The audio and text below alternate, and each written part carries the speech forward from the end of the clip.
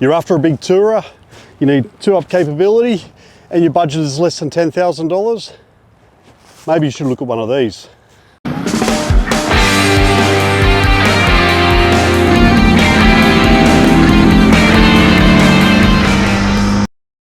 Hey everyone, how's it going? Welcome to Roads of Oz. My name is Matt. Today I'm on a 1400 GTR Kawasaki. It's a 2010 model and it is a big girl. Let's make no bones about it. She's a very big comfy bike, and it should be. It's a tourer. A big thank you to my mate Chewy from the channel Hut Chewy. Link to his channel is just up here, for letting me borrow his bike. It's an absolute cracker, and I'll tell you why you should be considering one. In some other markets, it's also known as the Concourse or the ZG1400. Now, it came onto market in September of 2007, and it was a replacement for Kawasaki's GTR1000, which pretty much from 1986 all the way to 2006. That's right, 20 years production. That's pretty impressive. Now let's get straight into the power, because this is a big sports tourer. So we're going to talk a bit about the power. Power initially was at 114 kilowatts with 136 Newton meters, and that's plenty to get you going very quickly. Now it was updated in 2010 and it got a slight increase in power, which was about 117 kilowatts. What does that mean? Don't mess with them on the drag strip. How do I know? Well, I got beaten again and again and again. This just happened all night. When they were coming out new, they were getting quarter mile times of 10, just under 11 seconds and around 205 kilometers an hour, which is bloody fast. Its top speed is just over 245 kilometers an hour. In the later models, the ECU did limit the speed, so it was probably capable of more, but the ECU stopped it from going any faster due to its sheer size. Now, speaking of size, it's a big girl. Fully loaded up, this thing weighs in at 304 kilos. That's with all your fuels and your oils. Now, in saying that, yes, it sounds quite heavy, but once you're moving, I found this a very maneuverable bike. But also, the caveat to that is, I'm 6'4", so 194 centimeters, so this bike was ideal for me, and it's great for someone my size that is intending on taking a passenger with them. Now, if you're a bit smaller, yep, this bike will be a touch intimidating, but once you get it moving, they are actually quite a sweet ride. After 2010, Kawasaki upped their game and gave it some really good features, but made them sound far scarier than they had to be. Now, Kawasaki love to do two things. One, they love to beat everyone with displacement. They've been doing this since the 70s. When Honda bought out the CB750, rumor has it Kawasaki scrapped their 750 and bought out the Z900. And this has been going on ever since. The GTR1400 is no different. Honda had their CB1100, Suzuki had the Hayabusa 1300, and Kawasaki went, hold my beer, here's the 1400. The GTR1400 is based on the ZX14 platform, which Kawasaki had this massive 1400cc sports bike. Now in 2010, the GTR came in for some massive upgrades. And the second thing Kawasaki love doing is using unnecessary acronyms for all their equipment. For example, you got KIPAS, which is their Kawasaki's Intelligent Proximity Activation Smart System. I had to read it down below because it was that long. They've also got KTRC, which is their traction control system, and their K-ACT, which is the combined ABS braking system it uses. Now, these systems are excellent, and with all those acronyms, it can put people off the bike for no good reason. The systems work great and they still work today, but we will come back to one of them a bit later. It also came with a fuel economy assistance mode, and all that does is you hit the button and it tells you, the ECU tells the injectors to lean out the fuel to air mix so it uses less fuel, but this only happens when the revs are less than 6,000 RPM or you're doing less than 130 kilometers an hour. There's also a cool little eco on the LCD screen, and it comes on, it's like a reward for you accelerating correctly and not using too much fuel. And when that eco light disappears, so does your fuel economy. What I liked about the bike, well, I loved it. It's a big bike. It's a big, comfy bike. Now, these bikes, they're tourers. So in most cases, you're going to find someone's already added the aftermarket seat or some sort of sheepskin cover to make your ride that much more comfortable. This one came with a sergeant seat, and I actually really liked it once I got settled on it.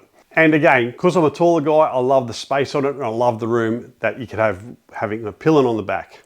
So what else did I love about the bike? Well, having panniers, even though they weren't on Chewy's bike, having them is so handy, especially when you're doing a bit of touring. You're able to leave things locked in and able to do some more touristy things. That was a problem I had when I last went to Tassie. My gear wasn't secure enough that I could just leave it unattended for long periods of time.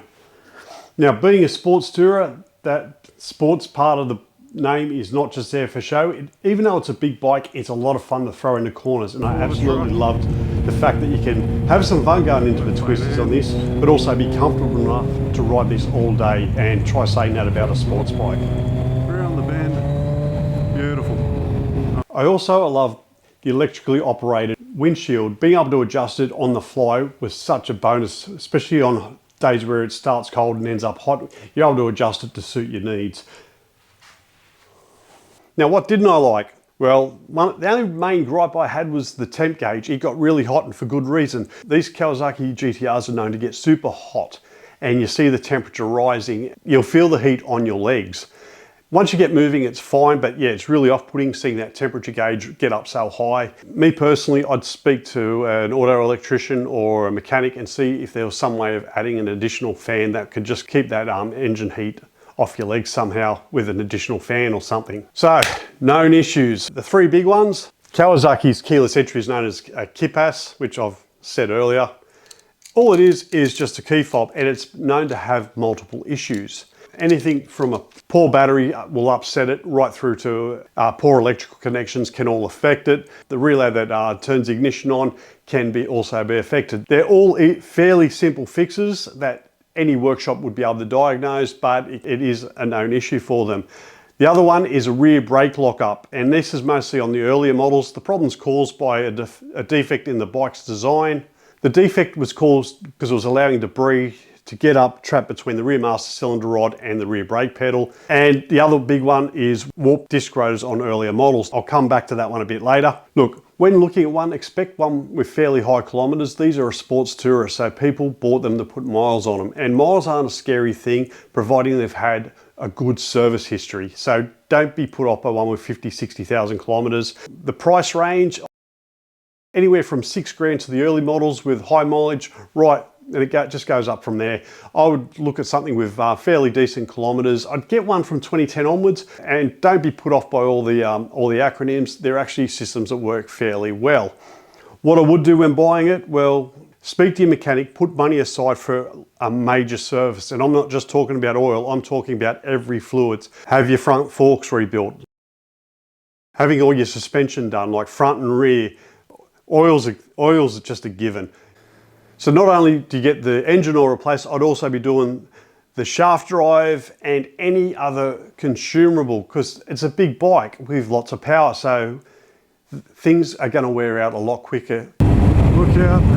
Now, alternatives for this bike, well, there's plenty out there. This market is well catered to by most of the big brands. You've got things like Yamaha's XJR1400, Triumph has the ST1050 and also the Tiger 1050. Moto Guzzi has the Norge 1200, and BMW practically invented this genre, so they've got a wide range of sports tourers available. So you have plenty to choose from. The upside to this is this segment isn't really going to be a hero brand for anyone. And what I mean by that is people didn't lust after them when they were a teenager, so they're not going to have those ridiculously high prices like your sports bikes of the same era might have.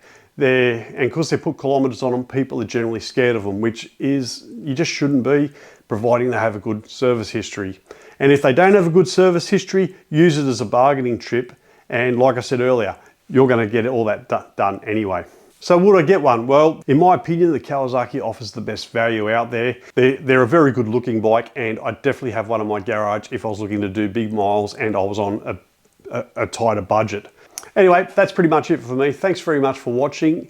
Also, a big thanks to Chewy for letting me take his bike out for a run. It was magnificent, and I can see why he loves it so much. If you found this video interesting, please like, share, and if you haven't done so already, hit that subscribe button. It helps out my channel massively. Thanks for watching, and I'll see you on the next vid.